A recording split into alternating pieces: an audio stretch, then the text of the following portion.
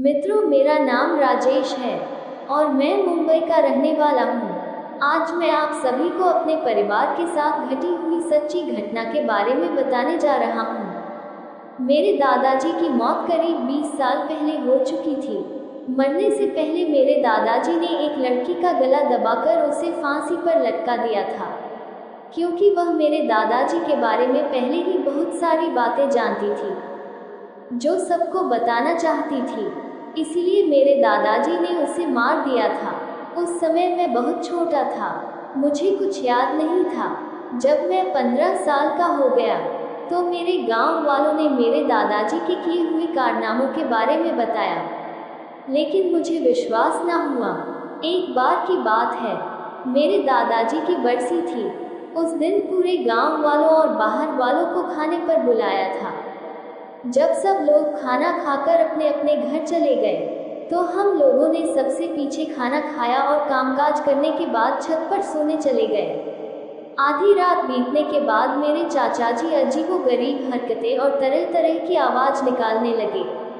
कभी हंसते और कभी जोर जोर से रोने लगते। तब मैं बहुत डर गया था। तभी मेरे पिताजी ने बोला कि तुम सभी नीचे जाओ, और मेरे पिताजी चाचा जी के सामने हाथ जोड़कर बैठ गए। उन्होंने बोला, आप कौन हो और मेरे भाई को क्यों परेशान कर रहे हो? तब चाचा जी के अंदर से लड़की की आवाज़ निकलने लग गई जिसको मेरे दादाजी ने मारा था। उस लड़की ने मेरे चाचा जी के जरिए अपनी सारी कहानी मेरे पिताजी को बता दी और कहा कि मुझे मुक्ति नहीं मिली है, इसीलिए मैं आप सभी को परेशान कर रही हूँ। कुछ भी करके मुझे मुक्ति दिला दो। तब मेरे पिताजी बहुत परेशान हो गए, मानो उनके होश उड़ गए। लेकिन क्या करते, परेशानी से बचना है तो कुछ ना कुछ तो करना ही पड़ेगा।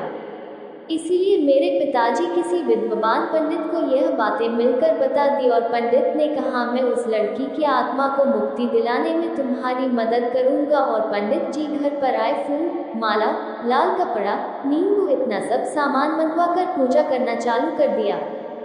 4-5 दिन पूजा हवन करने के बाद उस लड़की को मुक्ति मिल गई और वह तब से आज तक हमारे परिवार में से ना तो किसी को परेशान किया, ना ही किसी को दिखी।